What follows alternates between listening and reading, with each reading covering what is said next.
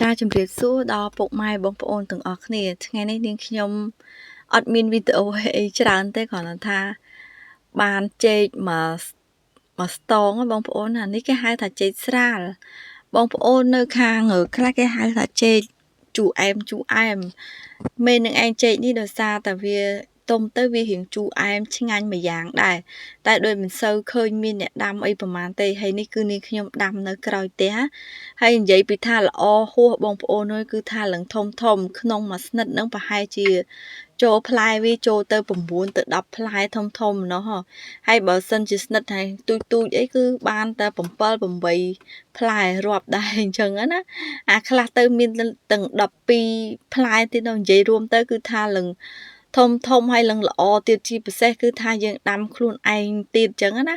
ដាំនៅក្រោយផ្ទះបងប្អូនមិនសូវជាមានដីអីប្រហែលទេមានតិចដែរអីអញ្ចឹងណាហើយឃើញចេកវារៀងចង់ចាស់ហើយ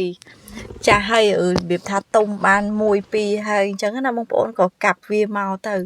ហើយនិយាយពីថាកាប់មកគឺថាជួររៀងនៅតក់អញ្ចឹងយើងទុកវាមកដលែកអីទៅហើយចាំយើងធៀងវាណាបងប្អូនយើងប្រលេះវាតាមធៀងតាមអីទៅយើងសណ្ដិលវាឲ្យវារៀងអស់ជ័រហាលថ្ងៃមកស្ទុះអីអញ្ចឹងទៅចាំល្ងាចឡើងចាំយើងយកទៅដាក់បន្ទុំ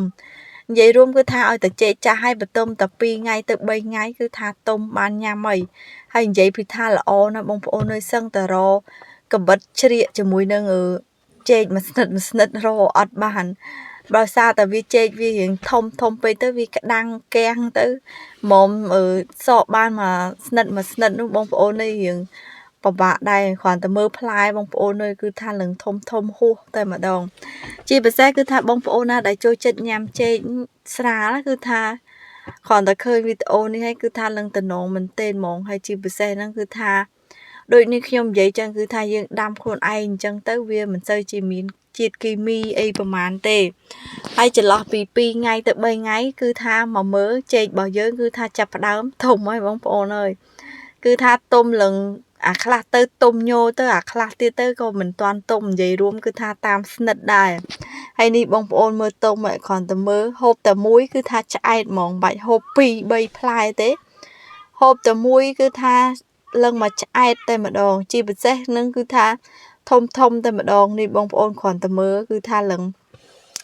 ងក្តាំងតែម្ដងហើយនិយាយរួមទៅគឺថាបាន5 6ស្និតហ្នឹងបងប្អូនអើយគ្រាន់តែចែកចាយបងប្អូនម្នាក់មួយស្និតហើយយកទៅប្រកេនលោកមួយស្និតដែរអញ្ចឹងគឺថាទុកតែញ៉ាំខ្លួនឯងមួយស្និតនិយាយរួមគឺថាឲ្យតែបានចែកចាយអ្នកចិត្តខាងឬក៏បងប្អូនអីអញ្ចឹងគឺថាសប្បាយចិត្តណាស់ហើយដោយសារតែថាចេករបស់យើងល្អហួសហើយដល់ពេលយើងឲ្យគេទៅគឺថាយើងក៏មិនសូវជាតូចចិត្តដោយសារតែរបស់យើងល្អអីអញ្ចឹងណាបងប្អូនអរ